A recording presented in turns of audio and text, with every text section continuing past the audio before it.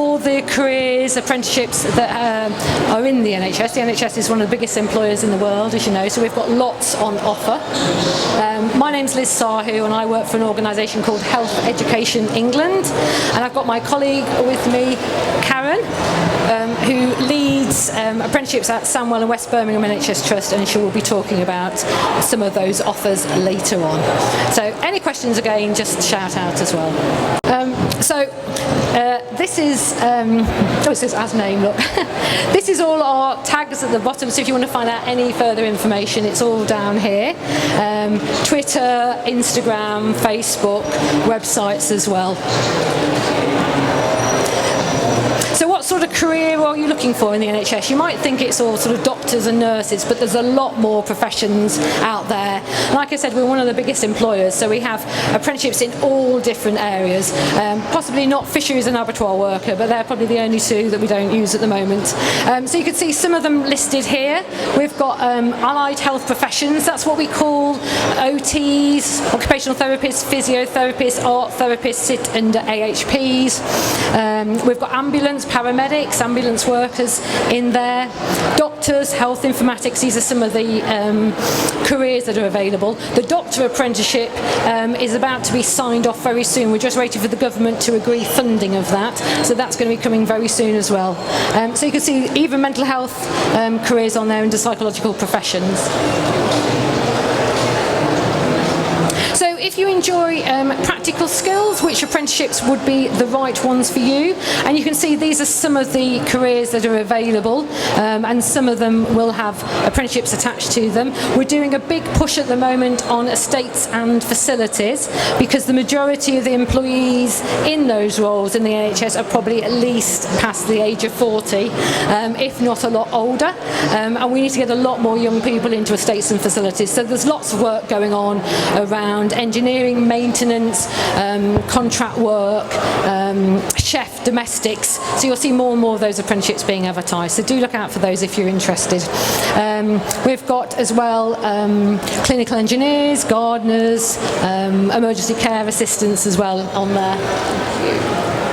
If you're interested in working in children, again, the careers that we have going, you can see lots of these you'll know about: the nursing, schools nurse, children's nurse, health place specialist. Again, all come with apprenticeships attached to them.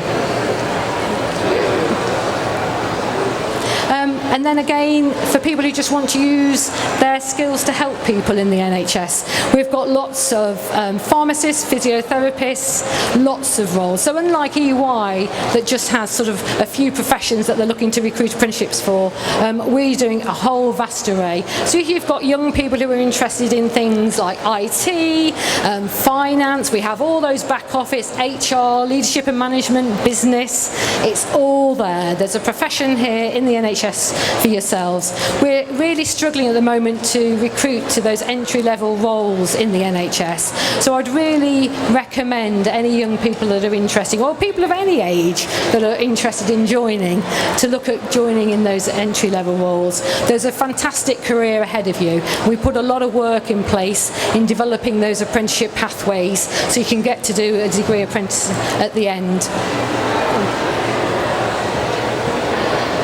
These are some of the vacancies we currently have to give you a flavour of what's available. These aren't just in Birmingham, because obviously we cover the whole of the country, and you may come from farther afield. I've spoken to some people today from Staffordshire.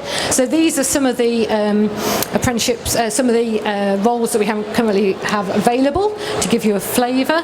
All our roles are advertised on NHS Jobs, which is over there in the top right hand corner. So have a look on NHS Jobs. All apprenticeships will be advertised on there as well. You can set up alerts, and you can put down particular information around what geographical location you might want to look to work, the salary you're looking for, what particular area you're looking for, and you can then get those alerts sent to you daily, weekly, monthly. So NHS Jobs is definitely the site you need to look at. We're on our stand for Sandwell and West Birmingham here today, and Sandwell and West Birmingham also have a website with all jobs advertised. So come along to our stand, and you'll be able to see, pick up the information about the website. You need to sort of look on there for Sandwell and West Birmingham. Thank also do degree level apprenticeships. So instead of going to university and getting a high debt, you could come to the NHS and do a degree level apprenticeship through ourselves. And these are some of the examples of those. You might know that nursing is a degree level course now. You can do a registered nurse degree apprenticeship. You can also do physiotherapy, speech therapy, dietitian. All of those courses are degree apprenticeships. One of the ways that we recommend for you to look to get onto a degree apprenticeship course in the NHS is to come in a more junior level role and then progress your career through that pathway. So come in as perhaps a healthcare support worker if you're looking at doing a nursing degree, and then when those apprenticeships are advertised internally, you could then look to get and apply for those degree courses. So there's lots of opportunity there for people, especially in mental health as well. Psychological wellbeing practitioner, that's a mental health apprenticeship that supports people who are undergoing counselling, having been to their GP and they've been referred through the IAP service. So the psychological wellbeing practitioner is a large apprenticeship course that we're looking to run. And then we've got the other sort of allied health professional degree apprenticeships on there as well. So lots of information. We also have all our information on a website that we call HASO, Healthcare Apprenticeship Standards Online, and it lists all the NHS appropriate standards, not just clinical standards.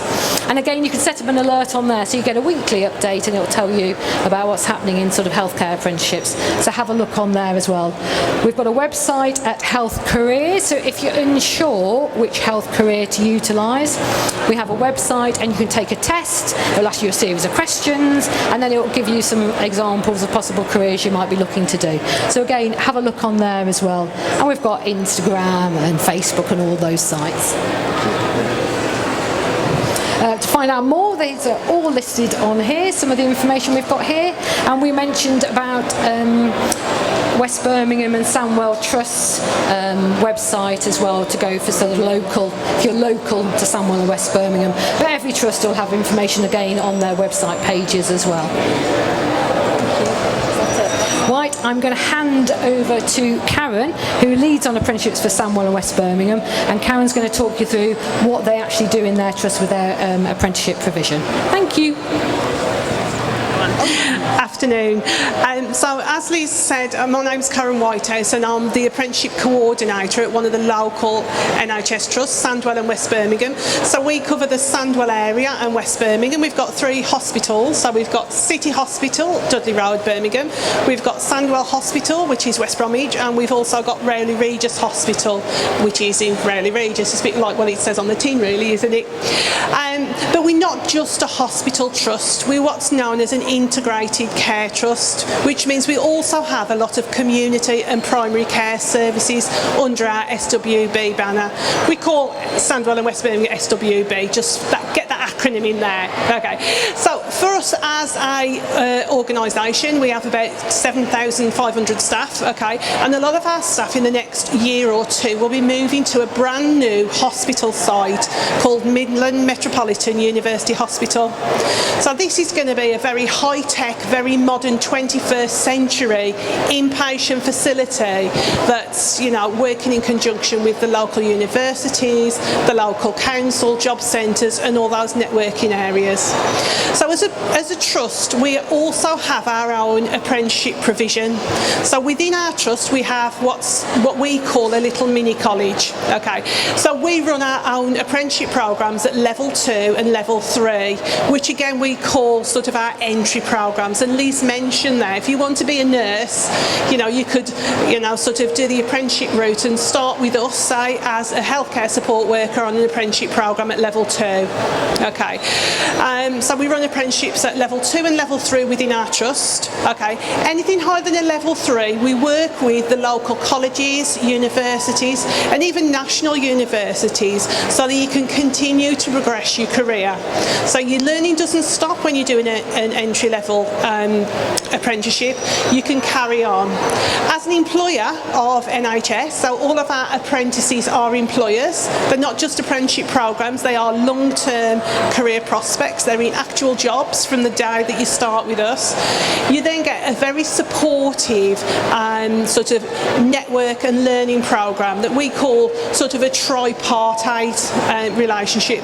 So you as the learner, you also get a dedicated assessor coach, and we've got one of our fantastic assessor coaches here today who's going to tell you a little bit about that. But you also get the support of your line manager as well.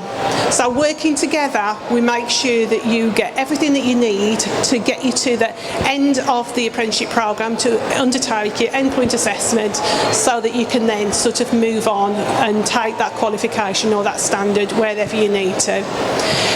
It's a little bit different to going to college because first of all you get paid, okay, so you get paid right from the beginning. If you're on a clinical apprenticeship with our trust, you get paid a banded salary, and the reason for that is because you will be working weekends, bank holidays, late, earlies, because we're looking after people on wards 24 hours a day. If you're working on the non-clinical side, we do pay an apprenticeship salary, and if anybody wants to know a little bit more information about that, as Liz says, our stand's just round by the front entrance, and you can come and talk to us about that. Okay. When you, like I said, when you finish your initial apprenticeship program, you can move on and do higher level apprenticeships, and we work with the providers. I just want you to know that every cost associated with your study for an apprenticeship program is met by the organisation through what we call a levy fund. Okay, so there's no cost for you. You're not working and then studying in your own time. You're actually working and studying in your contracted hours. So you still get your evenings and your weekends free. Okay, so everything is supported throughout your apprenticeship program.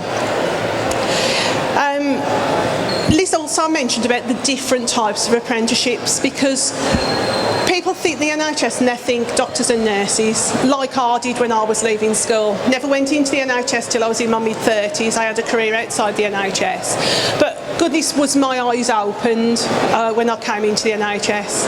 I realised for every doctor or nurse there's up to 4 support staff. Okay, IT, security, portering, catering, hospitality, domestics. Then there's the sort of the traditional phlebotomists, there's the nurses, there's the healthcare support workers. Okay, there's such an array of career opportunities available in the NHS. 350. What other employer can offer you a choice of 350 careers? I've seen apprentices start in finance. Okay, got a great head for figures, love maths, love figures. 5 years down the line, they're training to be a nurse or the physiotherapist. Okay, that's such a broad range of career options that you know that you can take advantage of. Has anybody got any questions at this point?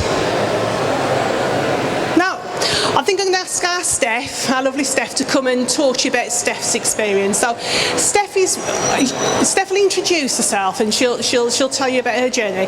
But Steph started with us a few years ago, just a few, as an apprentice herself, and now Steph is one of our tutors, coaches and assessors. Okay, and she can talk to you about her experience as an apprentice and what that's meant to her to progress her career outside of the regular nurses and doctors. Okay. Thank you. Hiya, yeah, so I'm Steph. I'll try and keep it short and sweet. I could talk to you about apprenticeships forever because I just think they're amazing. As Karen said, I started off when I left school, 16. Sixth form wasn't for me. I just thought, no, I'm not interested in that. Couldn't find a college that I liked, and I thought, oh, there's some apprenticeships going at the NHS. And I always tell this story because I remember my English teacher at the time, she laughed at me when I told her I was doing an apprenticeship. Why would you want to do an apprenticeship? You could go and do your A-levels, you're a good student, why do you want to? And I said, because I want to get some hands-on experience, I'm ready to be in the world of work, and I'm going to be getting paid to do it as well. So I started off, I came into Sandwell and West Birmingham. Originally I wanted to be a biomedical science apprentice. I'd been on work experience the year before and absolutely loved it. That's something else that we do offer, is work experience. So if you're after work experience, please come to our stand and we can give you some more information about that. Started off doing my biomedical science, and as Karen said, it's amazing within the NHS. You are so supported by everyone, and I have worked other places in the NHS and I've never felt support like it, so much so I always say I'm on a bungee cord. I always come back to the NHS. I did biomedical science for a little bit, I was in the lab, then I decided that actually I'm a people person. I need to be talking to people, I need to be somewhere where I can be speaking to people and helping people. So they offered me I could go onto the wards for a little bit, so I did that. I got my health and social care level 2. As that was going on, I then thought, oh, I fancy something else now, I fancy another challenge. I did my customer service level 2, and at the end of my apprenticeship there was a job role for me. The reason I was able to then move into that job role so easily was because I'd had that experience. I'd had 12 months, 2 years working in this job role, building up these relationships with people, and I was treated like an adult, and I was ready for work. And this is not to sort of poo-poo sort of A-levels, university, not at all, but I know that there's people that I went to school with, again, that looked down on me, so, oh, you're going on an apprenticeship, that went off to university, that haven't actually got a job in their chosen field that they went into, and they, for me, it was a clear pathway, supported all along the way. And I think our apprentices would agree as well when they come onto programmes with us. It's not like college almost, where you sort of doing a qualification but not necessarily getting the work experience, getting that support. You see a tutor once a week. With us, we do wholeheartedly support all of our apprentices. We have people coming to us saying, oh, haven't got my maths and English, can I come on to an apprenticeship? Yes, we will support you through and get you through your maths and English as well at level 2. I've had so many people come to me, and say, Steph, I can't do maths, I'm not very good at maths. Come on, we'll support you through, and they've managed to achieve their level 2, which is equivalent to a GCSE. Again, apprenticeships, I just think, I talk about it to everyone. I've got 2 younger sisters. When they were leaving school, do an apprenticeship, it's amazing. You get paid, you learn all of these valuable skills. I did some time in the NHS, I worked for learning and development, and then I decided that I wanted a bit of a career change. I thought, oh, I fancy doing teaching now, I really want to go into teaching. Something I'd never really thought of, so I did some work experience in my own time, and again the NHS supported me. I was able to do part-time hours and go and get my teaching qualifications. I went into primary schools and I was there for a few years, and then a job came up in the NHS, and I was saying to Liz earlier this morning, there's something about working in the NHS, once you've done it you get a bug, and wherever you go you don't get that feeling, and I felt I need to go back. I want to be back in the NHS. And a job came up as a trainer, assessor, coach for the apprenticeship team, and I can honestly say it's the best job I've ever done. It's amazing to see people coming into us, maybe lacking in a bit of confidence, maybe not sure, what they want to do, but then moving into these career pathways and seeing them progress and progress. If you come over to our stand, we have actually got a QR code for one of my apprentices that started with us, and he did business administration. Now I think when you think business admin, you think, right, okay, office job, typing, that kind of thing. This apprentice was in the simulation suite at Sandwell Hospital. I went to observe, I was amazed. So he was responsible for supporting all of the doctors, the junior doctors, with all of their training. So they had lots of motorised human bodies, there was a big control room. Again, it's recently been built, so it's really new, really high tech. And he was responsible for delivering that training and for supporting doctors. The knowledge he has is just terrific from just doing that job role. He then decided, he moved into a post at the end of his job, at the end of his apprentice, and he decided that he really liked project management. So again, he came back to us, really interested in project management. Because he was in the NHS, we were able to get him that work experience with the Trust's project management team. So he was doing that, and then he said, oh, there's a vacancy coming up, apply for it. So he did, and he got into that project management role, and now he's doing a level 4 project management apprenticeship. He'd done his A-levels, but he will always say the apprenticeship gave him everything that he needed and put him on the right path as to what he wanted to do. It opened up so many doors, being within the NHS, and opened his eyes, as Karen said, to the vast amount of roles that are in the NHS. It's not just doctors and nurses. And I'm going to leave you with one other apprentice that really sticks out to me. Karen, she was 50 when she first started her apprenticeship. She was, no, not this Karen, sorry. I wasn't just giving you age or anything there, Karen. But Karen, she was a domestic ward service officer, so she'd be cleaning the clinical areas, serving food to patients, but she always wanted to give so much more. She wanted to be a healthcare assistant and eventually go on to do a nursing. So she came with us and she did a customer service apprenticeship because that suited her job role and she was happy to be on it.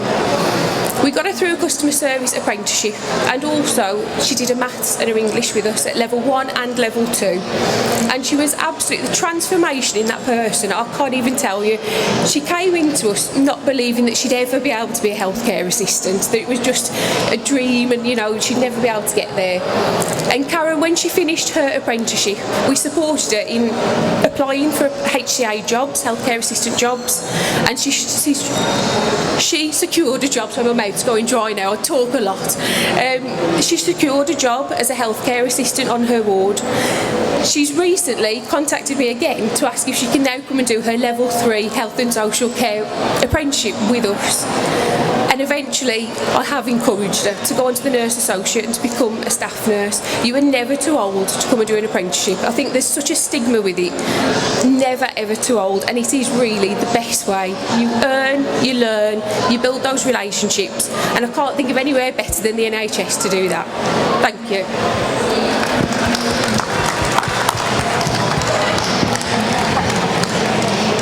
So that's everything from us, from our trio. Has anybody got any questions? If you don't want to speak from your seats, find us over at the stands just by the entrance. You know, we're there till later on this afternoon, so come and have a look at what we've got to offer and anything that you know we can give you to take away to help you to find that fantastic career. Anything from you, Lisa? Yeah. Thank you.